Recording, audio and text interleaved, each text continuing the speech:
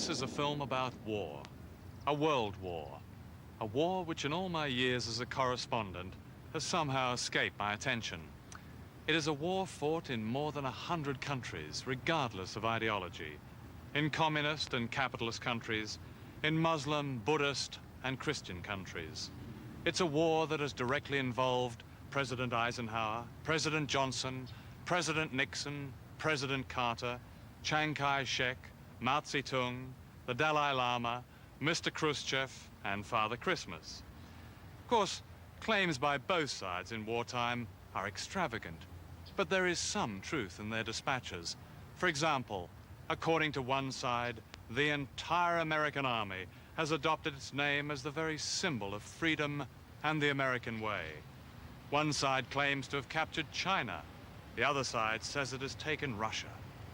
Indeed, no conquerors, religions, or empires have spread themselves so completely across the planet as these two superpowers, with their rallying slogans of life, liberty, and the pursuit of thirst, and we are the essence of capitalism, and we must save the world.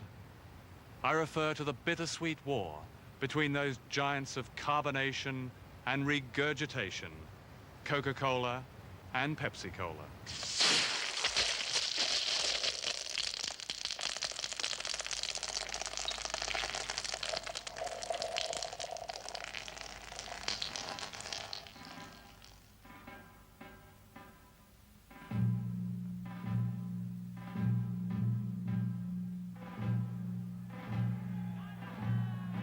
This saga of power and conquest began in the American Civil War in the 1860s, when the Yankees beat the Confederates. The rural South was devastated. The southern capital of Atlanta, Georgia, was burned to the ground. One observer wrote, "Dislocation and bitterness are rampant, along with melancholia, hysteria, guilt, sick headache, biliousness, drunkenness, heart palpitations, and impotence." But help was on the way. Out of the gloom came the quack doctor, a combination of traveling conman and faith healer who peddled potions of mysterious ingredients. One such medicine was called the ideal brain tonic and was invented by John Pemberton. The year was 1886. The temperance movement had become powerful and Atlanta went dry. What happened next, wrote the historian John Gaff, changed the course of civilization. The ideal brain tonic became the intellectual beverage and temperance drink, better known as Coca-Cola. Everything was a great struggle. Everything we had to do in the South to get ahead after the war was to work 3 times as fast as anybody up in Yankee land. We just had to work like the devil to get things done. We had nothing. Everything was destroyed down here. But here was Pemberton, who had all these pharmaceuticals, and he had an inventive mind, and so he liked to put together these syrups. And this particular one syrup was singled out by Pemberton as a possible soft drink. Alas, Doc Pemberton was no businessman and sold the formula and title of Coca-Cola for a mere $2,300. The buyer was Asa Candler, a prosperous Atlanta chemist who launched the image and myth of Coca-Cola in the 1890s and became one of the earliest pioneers of modern-day consumer marketing. Candler, deeply religious, sold Coca-Cola as the very symbol of American wholesomeness. And with the South gripped by Old Testament revivalism and prohibition, it was all perfectly self-serving. God was happy, Coca-Cola was happy, and the consumers were happy. How could they be otherwise? Coca-Cola was then said to be part cocaine and was just the right color to disguise an illegal and uniquely refreshing slug of whiskey. This was old Atlanta in the state of Georgia, the setting for the movie Gone with the Wind, and the world headquarters to this day of Coca-Cola. Inside Coca-Cola's granite monument, the atmosphere is hushed, almost cathedral-like, with precious art and antiques in the executive suites, and ice-cold bottles of the real thing, borne on silver platters. The Coca-Cola Company naturally doesn't like the word empire. But this is the center of a uniquely American empire, covering 147 countries. Coca-Cola has been going for almost a century, and during that time, revolutions have happened, wars have been fought, and regimes overthrown. But except for hiccups here and there, Coca-Cola has survived and grown richer and richer. Perhaps what is most extraordinary about Coca-Cola is its power of illusion, its ability to persuade generations through advertising that its product is much more than merely a bottle of sticky, sweet, colored water. When a Coca-Cola man was asked which came first, America or Coca-Cola, he said these immortal words. Let me put it this way. When you don't see a Coca-Cola sign, you have passed the borders of civilization. เปิดปิดเปิดกี่ครั้งก็ยังซ่าคุณดื่มได้หลายๆแก้วประหยัดกว่าโค้กน้ำอัดลมขนาดใหญ่ที่สุดจุถึง1 ลิตรซ่าจนหยดสุดท้าย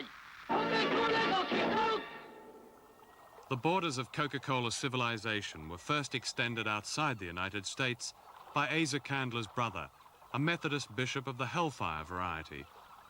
Cuba had just been claimed as a spoil of the Spanish-American War, and a pattern was set. When American troops marched in, Coca-Cola would follow. Cuba is our ripest mission field, rejoiced the bishop. I see a wretched population stretching out its hand to us appealingly. What we need is for these people to think and feel like Americans. The first Cuban bottling plant was opened in 1906, and Bishop Candler set about finding Methodist converts who would consume Coca-Cola and its secret formula. If we had patented the formula, under American law, it would have gone into the public domain after 50 or 60 years. And all the competitors would well, if they wanted it, they could have taken it all. But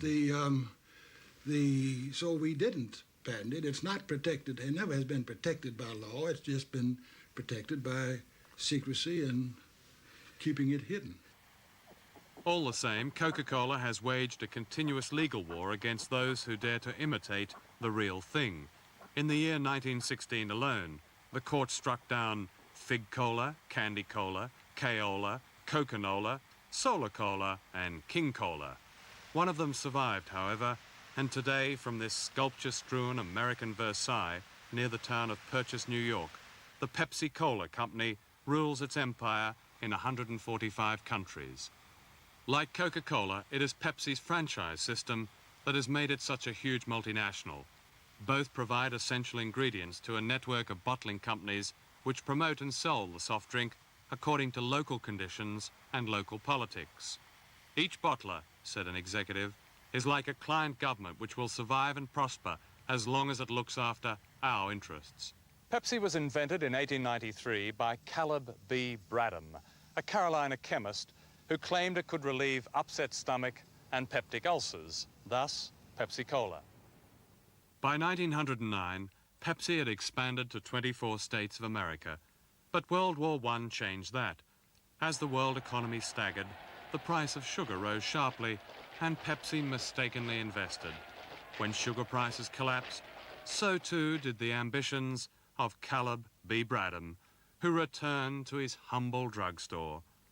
Pepsi was not only bankrupt, but its bottles were exploding everywhere as the result of fermenting cheap molasses.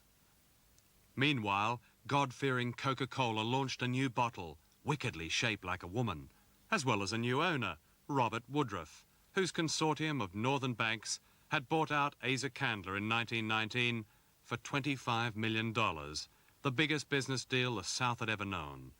Woodruff established a foreign department and set out to sell Coke to the world with an image so different from Candler's symbol of Christian mission that during the 1920s, the Women's Temperance Union launched attacks on what it called the Coca-Cola curse, claiming Coke had fallen into the decadence of modern life and was as sinful as the demon rum, whose consumption prohibition had managed to increase, of course, along with the sales of Coca-Cola.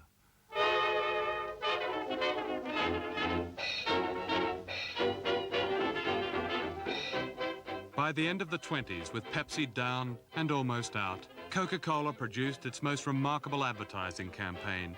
It invented Santa Claus. That is, it converted the legend of St. Nicholas to the modern image of Father Christmas, a jolly white-bearded character dressed in the colors of the Coca-Cola Company. From now on, Santa was the real thing. In 1929, Wall Street crashed, but not Coca-Cola, whose profits were to double by 1940. By contrast, Pepsi was struggling to survive. Ironically, the Depression was to change that. During the Depression, Coca-Cola was known as the living room drink, whereas Pepsi's place was in the kitchen. Pepsi fostered its image as the drink of the working man who longed to work, of the little guy down on his luck. Its slogan was, "Twice as much for a nickel too," which meant that you got twice as much as Coca-Cola for the same price. I ain't got no home, I'm just a roaming round.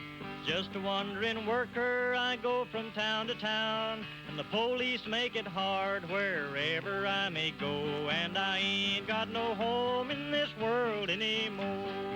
Let me assert my firm belief that the only thing we have to fear is fear itself. The war was now on. During the 30s, Coke sent its undercover agents, called soda spooks, on a series of raids to discover if Pepsi was being served to customers who had ordered the real thing. My brothers and my sisters are stranded on this road, a hot and dusty road that 1,000,000 feet have trod. Rich man took my home and drove me from my door, and I ain't got no home in this world anymore. In 1939, Coke sued Pepsi in Canada over the use of the word cola, and lost. Coke appealed to the Privy Council. "That was one hell of a dirty trick," said Pepsi's president, who hired as their lawyer the presidential candidate, Wendell Willkie, and had him flown to England in an Air Force bomber. And Pepsi won, but only because, it was whispered, Britain did not want to strain its wartime ties with the Empire.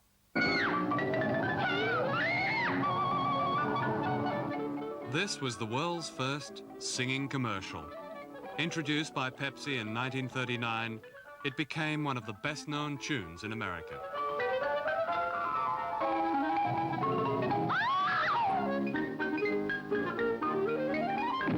Nickel, nickel, to do la da da. Nickel, nickel, to do la da da. Pepsi Cola hits a spot. 12 full ounces, that's a lot. Twice as much, just a nickel to Pepsi Cola is a drink for you. Nickel, nickel, nickel, nickel, nickel, nickel, nickel. Pepsi Cola is a drink for you.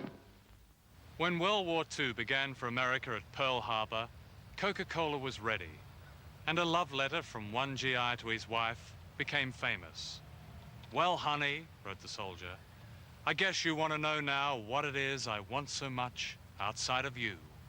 Well, darling, it's a bottle of Coca-Cola." The response was immediate. "When an American soldier wants a Coke," said a company vice president, "it reminds him of what he's fighting for." So Coca-Cola went to war and never looked back.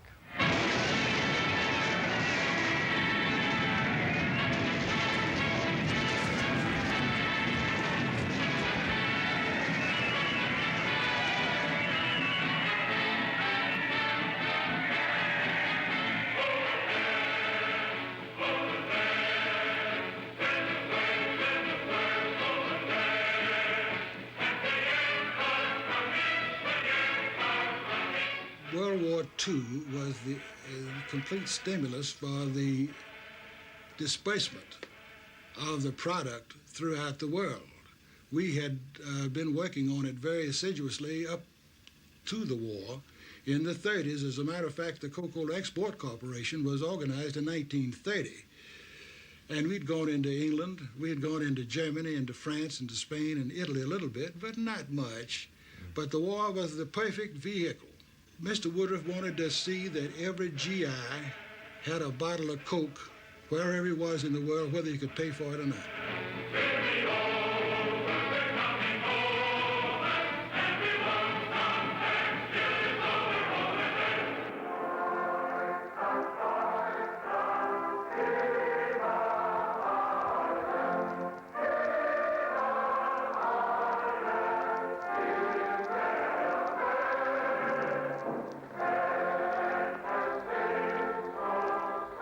For all its patriotism, Coca-Cola was sold over there in Hitler's Germany. Shortly after the war began, the German Office of Enemy Propaganda appointed Coca-Cola's man in Berlin, Max Keith, head of soft drink production for all of occupied Europe. They gave him a fleet of trucks and petrol, and the Coca-Cola company was in business behind enemy lines, and the profits grew. When it became difficult to get Coca-Cola syrup, Keith concocted a drink called Fanta, short for fantastic. In 1945, Max Keith was duly liberated by the US Marines, and Fanta went on to become a worldwide Coca-Cola product.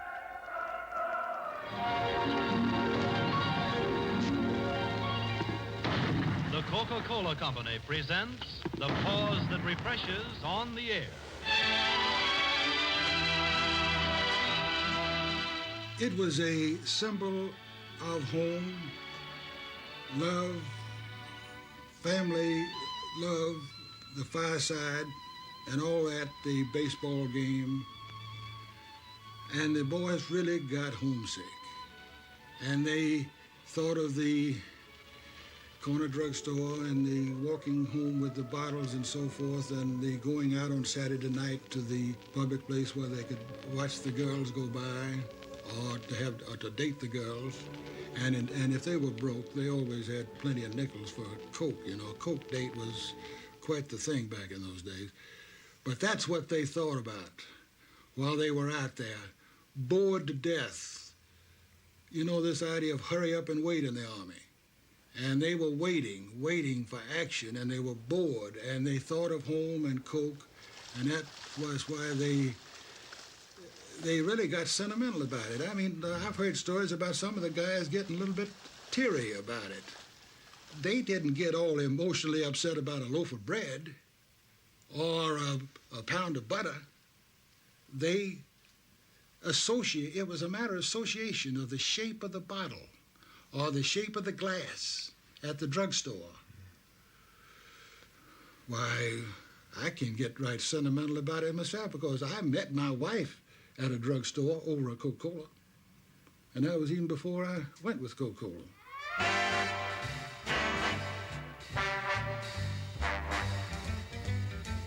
The GIs could dry their tears, for Coca-Cola was on the way. In a masterstroke of public relations, the company offered to send bottling plants to the front line. And this was not only accepted, but was paid for by the War Department. Coca-Cola couldn't believe its luck.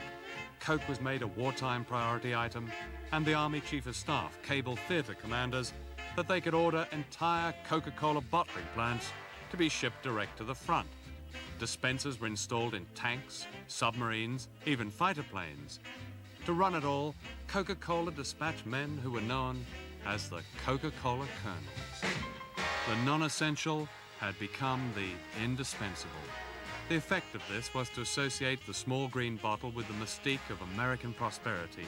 Coca-Cola became a symbol of expectation, and this meant a ready-made, worldwide, multi-million-dollar market. Any other company might have been accused of war profiteering, but the Coca-Cola Company came home a hero. The battlefield was now the political Cold War. In communist Poland, Coca-Cola was attacked as a nest of American espionage. However, paradox intruded when the Polish temperance movement declared, "The most imperialistic Coca-Cola is preferable to the ideologically pure vodka." Coca-Cola, nothing like a Coke. I am not and never have been a communist. I am not and never have been a fellow traveler. Meanwhile, Pepsi-Cola had joined up with that seeker of reds under America's beds, Senator Joe McCarthy, whose politics interested the company less than his seat on the Senate Sugar Committee.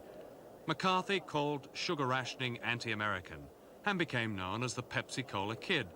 And for this, he collected a $20,000 check from a Pepsi lobbyist. When questioned about the payoff, McCarthy said, "Listen, I don't answer charges, I make them." By the 1950s, Pepsi had a new chairman, Al Steele. Steele was married to the movie star Joan Crawford, who embraced her extra wifely duties with much enthusiasm. Steele understood post-war consumer America, as John Scully, a former president of Pepsi-Cola America, explains. Now, what was going on in America at that time? Remember, we had what we call the baby bubble. These are the young people who were born shortly after the Second World War when the GIs returned. they were moving into their teens into the 1960s. Teenagers are a very high per capita consumption group for soft drinks. We also had a growing affluent middle class America. And Coke had been around for a long, long time. It was a symbol of what America was. We decided we wanted Pepsi to be a symbol of what America was becoming. And therefore, we developed this idea of the Pepsi generation. We said that if there is a large group of affluent middle-class people developing, and if there are a large number of younger people who are going to be emerging as a driving force in the soft drink industry, how do we position ourselves as the product that articulates for them the aspirations of this growing middle class? Because most of our Americans at that time were gaining affluence, but they didn't have much experience in how to spend this money. And if you look at our commercials back in the early 1960s with the Pepsi generation, you'll see dirt bikes and dune buggies and all kinds of different activities, many of which are commonplace in this country today. But only 20 years ago, they were still relatively new. And we associated Pepsi with those good moments. And this really brought Pepsi out of the kitchen, you know, not only into the living room, but right into the smack in the middle of American culture.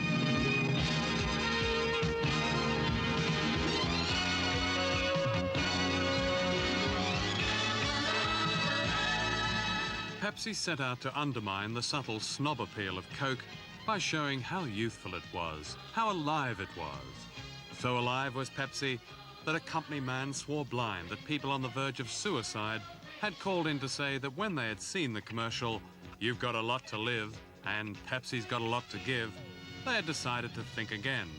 So not only does image triumph over content, it also saves lives. And that's not all. In Chinese, "Come alive with Pepsi" is freely translated, "Pepsi brings your ancestors back from the grave."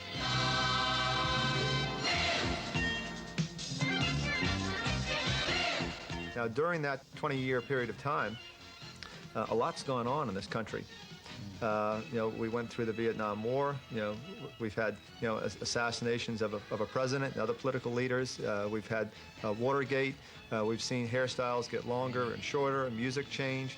And yet, the one consistency was, you know, the Pepsi generation was always the same. In Los Angeles, there is a clinic treating people who drink a dozen and more cans of Coke or Pepsi a day. They are called cola-holics. The industry prefers to call its most prolific consumers heavy users, or the six-pack at a time folks. In the 70s, Pepsi went after these heavy users with warlike dispatch. Salesmen were called shock troops, promotions were weapons, and the most successful weapon of all was the Pepsi Challenge. As a Coca-Cola drinker, you prefer M.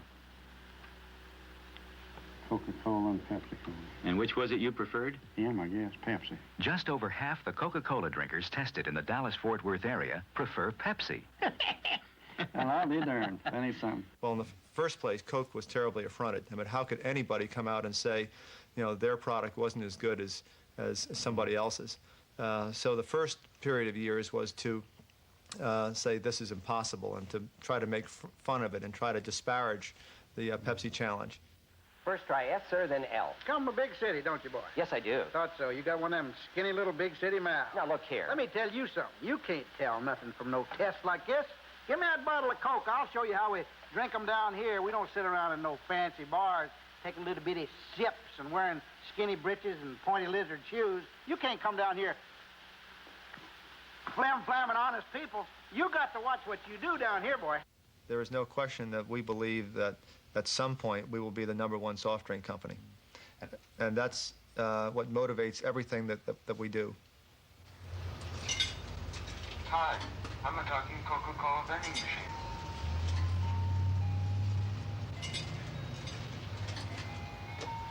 You need to put in more money. How much does it want? Make your selection, please. Thank you for using the talking vendor. You're welcome. Come again.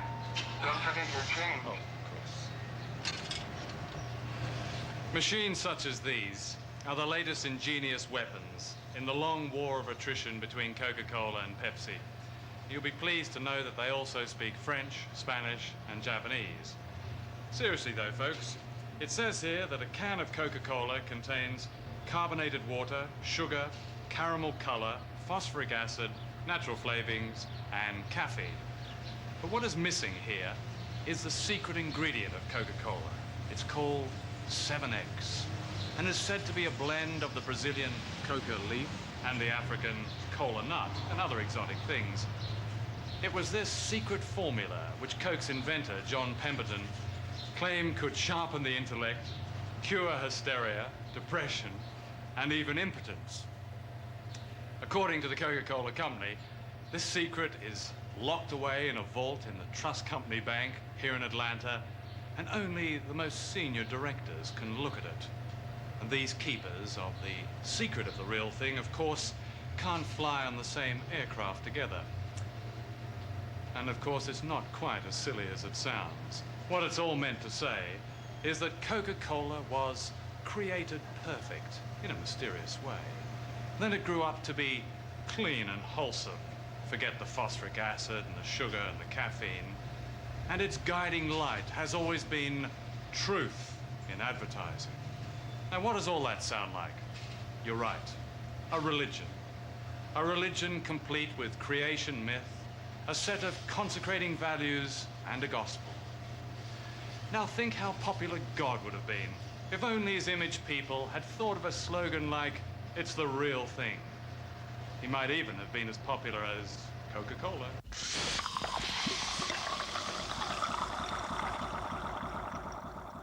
Fish is the name. You know, I enjoy watching TV just like you do. And I know this. TV's even more fun with a bottle of Coke at hand. There's nothing like the flavor of ice-cold Coca-Cola. The real power of Coca-Cola and Pepsi-Cola is here in Washington and in the White House itself. There have been Coca-Cola presidents and Pepsi-Cola presidents. That is to say, each company has in turn exercised often considerable influence over the president and the affairs of state. From Franklin D. Roosevelt to Harry Truman, John Kennedy, Lyndon Johnson, and Jimmy Carter, only Democratic presidents have been the patrons of Coca-Cola, with the notable exception of Dwight Eisenhower. President Johnson had a button on his desk which gushed Coca-Cola. Of course, the most famous Pepsi-Cola president was Richard Nixon. This is Nixon drinking Coca-Cola, a rare sight indeed. For Nixon owed much of his career to Pepsi, and Pepsi owed much to him. When as vice president he went to Moscow for a trade fair in 1959, he was taken aside by a Pepsi super salesman called Donald Kendall, who told him, "My one purpose is to get a bottle of Pepsi into the hands of Khrushchev." Nixon replied, "Don't worry, I'll do it." And during the famous kitchen debate that followed, an extraordinary relationship was joined between Nixon and Pepsi, capitalism and communism.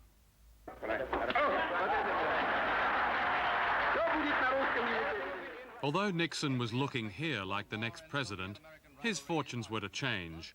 In 1960, he was narrowly defeated for the presidency by John Kennedy. 2 years later, he suffered an ignominious defeat in the election for governor of California, and this is how he said bye-bye. Just think how much you're going to be missing. You don't have Nixon to kick around anymore. But Nixon was already on his way back. Pepsi made him the company's lawyer, and Nixon set out to put Pepsi firmly on the world market and himself in the White House. Nixon's big interest has always been foreign policy, and I was running our international company. In fact, I tried to originally get him, instead of going to the law firm, to come in as chairman of our international company because he had tremendous contacts around the world. And at that point in our development, we were opening markets. We were a very small international company at that point, and we got going during that period where we were opening a new plant about every 11 working days.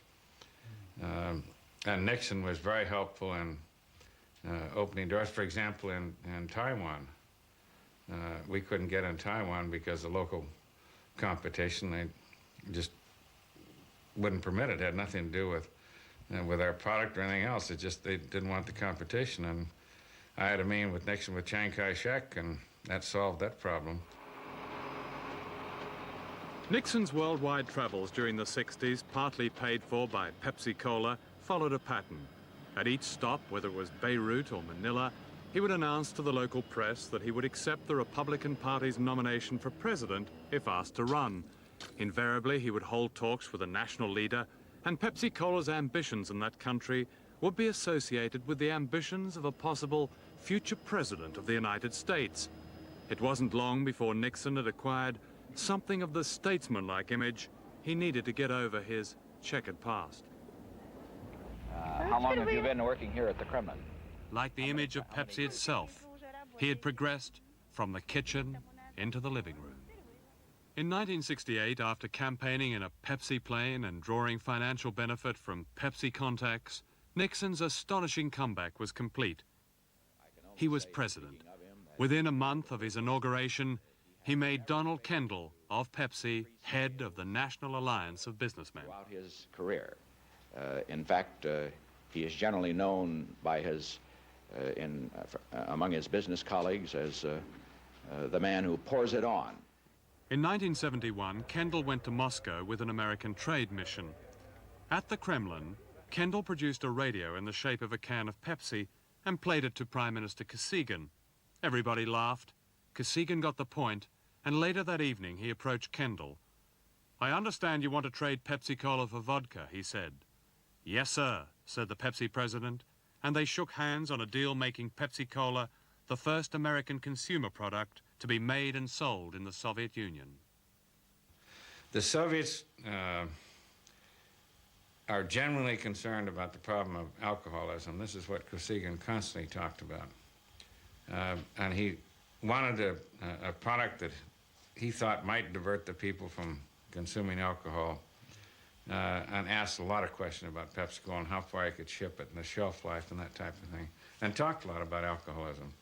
Matter of fact, when I saw him after we opened our first plant, I told him I didn't think we were very successful because we opened the plant at Novorossiysk and we went by hydrofoil down to Sochi on the Black Sea. And we arrived at the pier, and the mayor made this big speech upon our arrival and announced with great pleasure to me that the #1 drink in Sochi had become Pepsi-Cola and vodka. Kendall understood one truth, that communist countries could best serve American interests as monopoly markets rather than as adversaries. Pepsi's Russian deal was announced within 2 weeks of Nixon's re-election in 1972 and was perhaps the effective beginning of a pragmatic foreign policy called détente. It became the symbol of détente.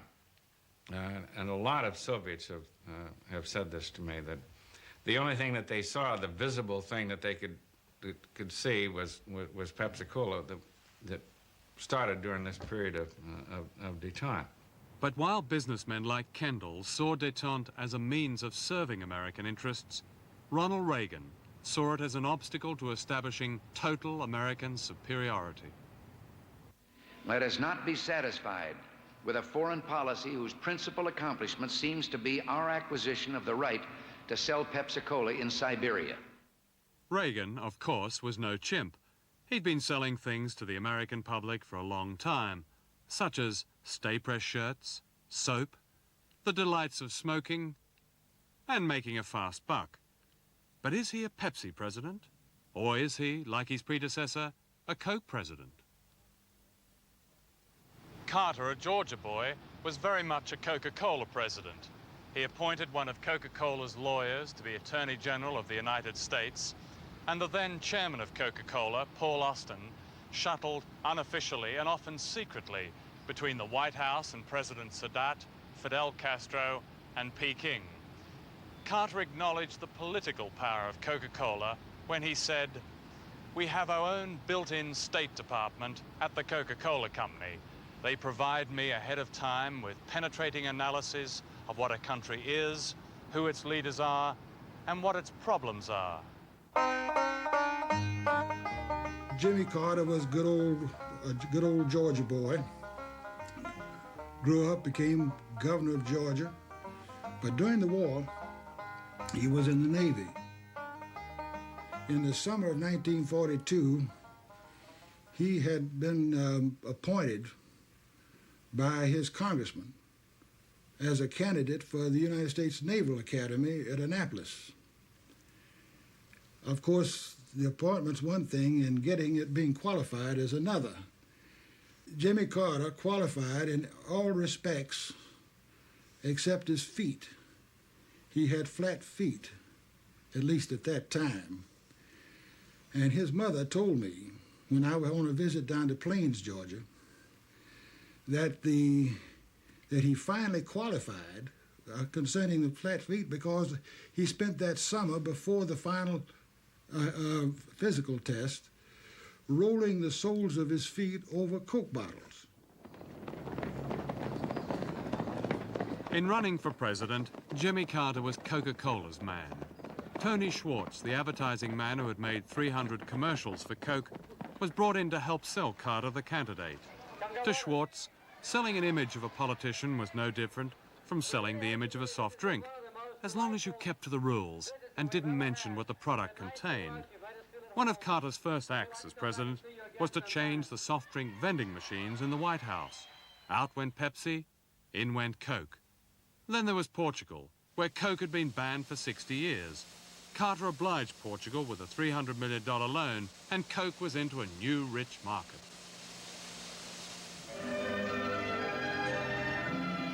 However, the big payoff was China. And not even Mao, who had kicked out Coke in 1949, could hold back the tide of sugar, caffeine, and Doc Pemberton's secret juices, for which 1 billion gullets beckoned. An American medical group warned Deputy Premier Deng Xiaoping, "Don't do it. Few American food products are more injurious to health than Coca-Cola. For China to have Coke is irrational." But the Chinese, who alas had only happiness cola, wanted the real thing. That was 1978. The Soviet Union, China's principal foe, had just signed a friendship treaty with Vietnam. The Chinese reacted by concluding 2 alliances. First, with the standard bearer of American commerce, Coca-Cola, and 2 days later, with the American government. Coke politely waited a week to announce the deal formally, so as not to upstage Carter when he announced America's recognition of its once most hated enemy.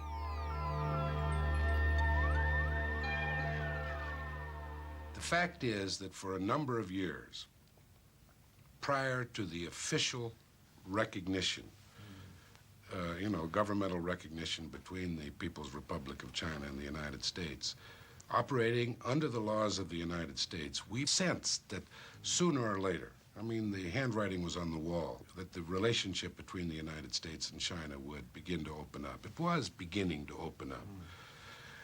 And the company began to attend trade fairs in China, began to start some actual trade with various agencies in the Chinese government, began to develop relationships, began to get them acquainted with our kind of system.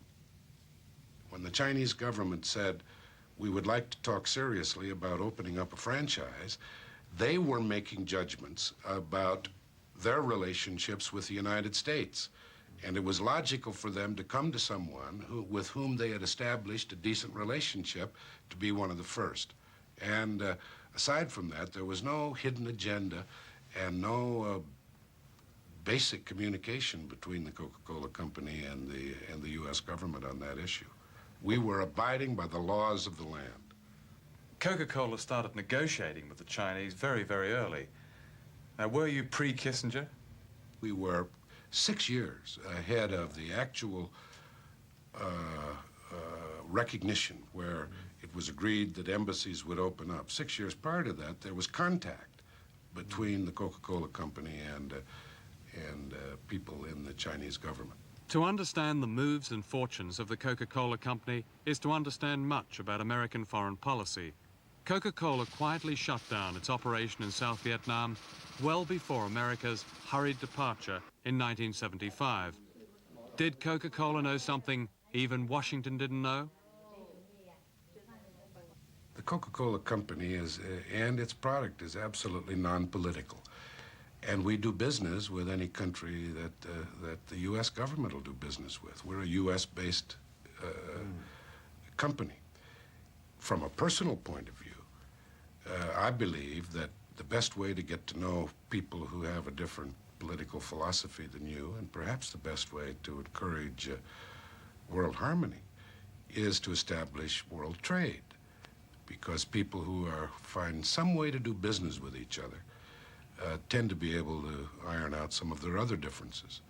So that when we do business in communist countries, we don't sacrifice any of our principles.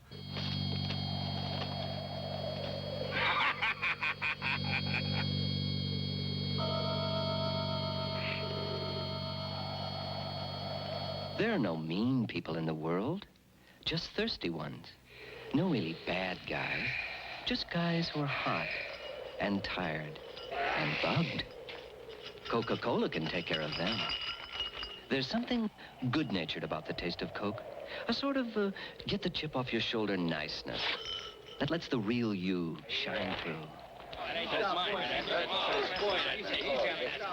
In fact, you could say the special kind of goodness in Coke brings out the goodness in people. Both Coke and Pepsi are heavily invested in Latin America, and their local franchise operators, which are not subsidiaries and therefore not directly responsible to headquarters in the United States, can virtually do what they like. The franchise operator in Guatemala in the 70s was John C. Trotter, a Texan who believed that godless communism had infiltrated everywhere except the Coca-Cola Company. Guatemala has one of the world's worst records in human rights. Death squads murder and torture with impunity, while 4 out of 5 children suffer from malnutrition. Trotter paid his Coca-Cola workers less than $2 a day, and when they began to unionize, 3 union officials were murdered and 2 union lawyers were kidnapped. Coca-Cola means crime in Guatemala, a union official told a meeting of shareholders in America. He asked the company to intervene and to stop the bloodshed, to which Coca-Cola's management replied that such an intrusion into the affairs of an independent bottler would be improper. In 1980, under worldwide pressure, Coke sacked the notorious Trotter. But of course, the company is still in Guatemala. There have been places where where for one reason or other, we've had to leave. But in the vast majority of the countries, the fact that we're dealing with entrepreneurs rather than governments, I think is quite valid. The difference. Governments change at the whim of people. Businesses hire people, they pay people, they build, they stay, they pay taxes, they support charities. They're part of the community. And, you know, governments are here today and gone tomorrow. The Chilean government of Salvador Allende was here today and gone tomorrow, thanks to a CIA operation. The Pepsi-Cola bottler in Chile was Augustin Edwards, publisher of the El Mercurio newspaper, which, according to a Senate report, became a CIA front. When Allende was elected, Edwards flew to Washington and met Henry Kissinger and Richard Helms, director of the CIA. These were crucial meetings, according to Helms, and were arranged by Donald Kendall, president of Pepsi-Cola. What happens when a company like Coca-Cola or Pepsi-Cola is accused of meddling in the politics of a certain country? This has happened to both corporations, and you mentioned South America, Chile in particular. John, when you get that kind of publicity, and when you get relationships that, that you spoke of earlier in both countries with the White House, you frequently get accused of having power that you really don't have. One of them, for example, is in the case of the overthrow of Allende, in which I actually ended up before the grand jury. And in Argentina, I couldn't go to Argentina for a long time because they had me listed as running CIA in South America. That Pepsi-Cola was just a cover-up. And actually, our bottler, Pepsi-Cola bottler in Chile, happens to own the El Mercurio newspaper. And when he came up here, Nixon wanted to see him, and he'd met him previously with me. And I took him down for the meeting, which started the campaign. But I literally had nothing to do except the introduction, but I got blamed as though I was running the whole show. The overthrow of Chile's last democratically elected government had begun. 3 years later, Allende was shot, and Chile sank into military repression from which it is yet to recover. Of course, Pepsi-Cola is still in Chile. It's no paradox that as American foreign policy was trying to overthrow Allende in Chile at this time, that there were, at the same time, American foreign policy was trying to establish détente with the Soviet Union. On one hand, you have Allende, who in the eyes of Augustin Edwards, the Pepsi bottler, and many others, was threatening to close off the marketplace from American interests. And on the other hand, with détente, you had the Soviet Union, who very, very cautiously, very gradually, was opening up the marketplace for American interests. And this is the essence, as we see it, of American foreign policy. The real essence, when you distill everything away, is access to the marketplace. If you give us access to the marketplace, we'll do business with you, regardless if you're fascist or if you're communist or if you're anything in between. Just like if you deny us that access, then there are going to be problems. But the problems are not just political. In a survey of malnutrition in developing countries where Coke and Pepsi dominate, a priest wrote from his remote region. The great majority of people here are convinced that soft drinks must be consumed every day.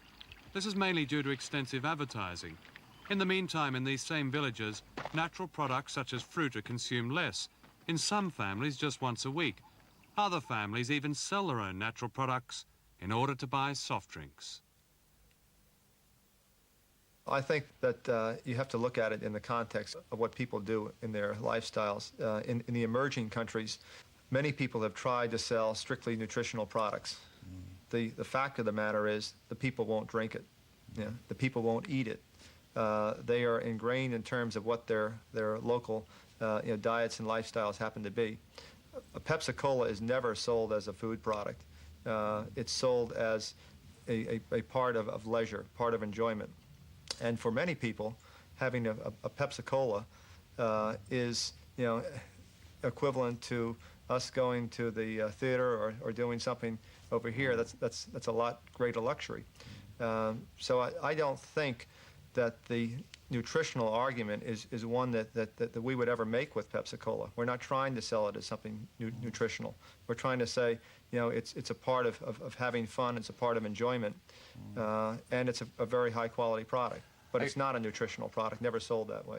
We make no health claim for Coca-Cola because while Coca-Cola can provide energy, it certainly fills a need of providing refreshing liquid.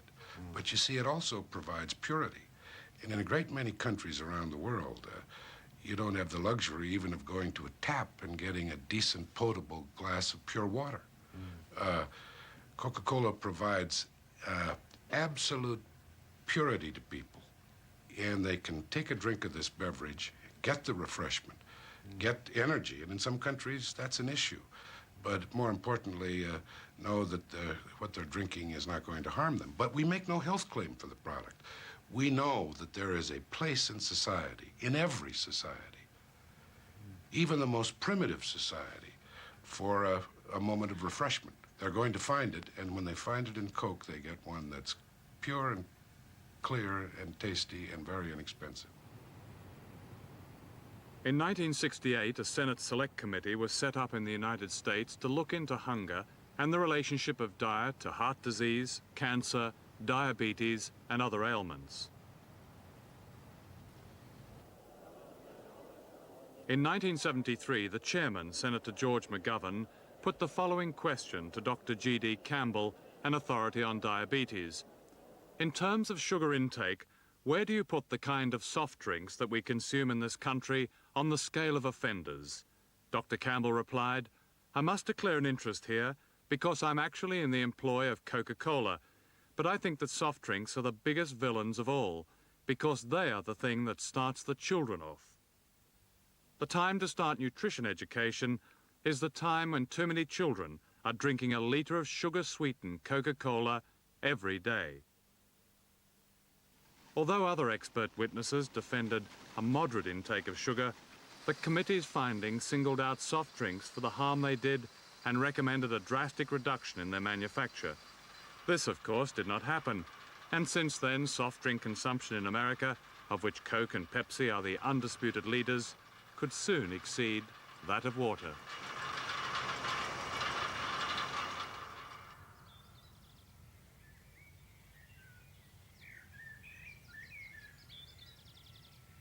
Do you ever reflect that so much power and influence and energy and money is focused on something that is only a soft drink?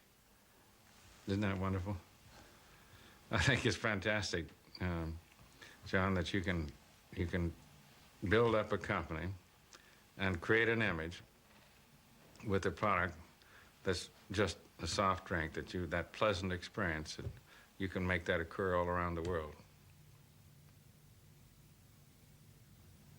I go to bed every night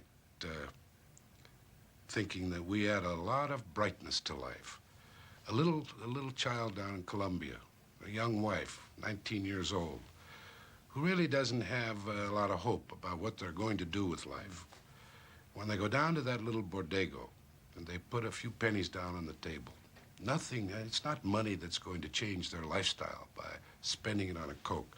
But for a moment, she's got her hand around the same thing that the president of that country is drinking, or that people of every walk of life drink.